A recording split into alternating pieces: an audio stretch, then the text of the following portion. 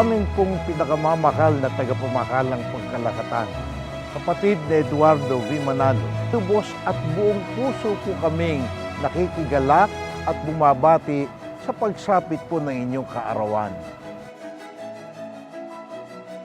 Lubos po kaming nagpapasalamat sa ating Panginoong Diyos sa napakadakilang biyayang kaloob niya sa Iglesia na pinamamalagi po niya kayong malakas at makapangyarihan sa pangunguna po sa amin.